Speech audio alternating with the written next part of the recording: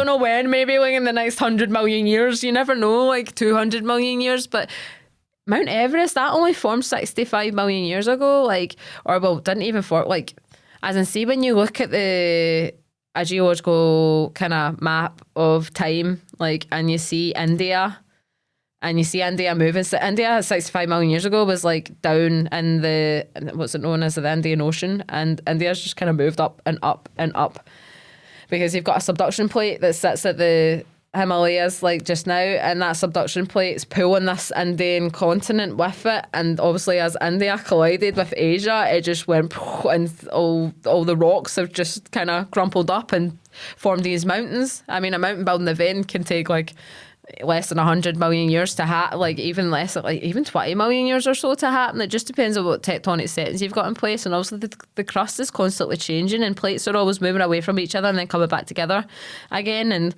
forming different things over geological time. It's just dead interesting. Like, to me, I'm just like, wow, I'm blown away by it because I still don't know what's even in the future what's going to happen. I don't know every little bit about it, but so do as we know, I say each day, do we know where Scotland's going to end up? Oh, it's going north still. It's going to get colder. Still north, yeah. Yeah, we're still heading that way, like kind of towards the North Pole.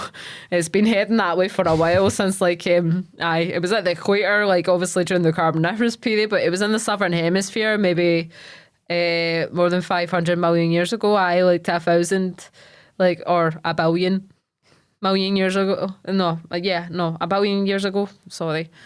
Yeah, I get like geologists like to refer to it as 1,000 million years ago, but it's actually a billion. I don't know why. I can't wrap my head around the times. They're just numbers. Numbers. It's mental. It's just numbers. I can't picture. No. That. Well, I mean, I'm just quite happy enough just seeing it in my head and then looking at the rocks and being like, yeah, I can imagine this happening. Like, but it'd just be weird to see it. Like, I think back in the day when the old geologists, like the scientists, used to go out and look at these forces and these things and see that there was like older rocks sitting on top of younger rocks and be like, how did that get like that? They were having nightmares thinking that the crust was just going to suddenly move because they thought the Earth was only 4,000 years old. So they're thinking, oh my God, I'm going to wake up tomorrow and the whole thing's just going to go. But then they realise, no, these processes take millions of years to form. So there's no need to panic. Yeah, no need to panic. Like, and that was the first proposals. It was by James Hutton, like, who's like kind of known as, like, I think I've kind of taken his name because anytime like someone like says Scottish geologist, they might think, oh, James Hutton was a Scottish geologist, but you know, I mean, I just call myself Scottish geologist because I'm Scottish and I'm a geologist. Yeah. So I'm like, that's a perfect name. And people now say, are you the Scottish geologist? I was like, yeah, that's me. Yeah. Yeah, take it for yourself. Absolutely. Like, it's class. So what's your favourite geological fact?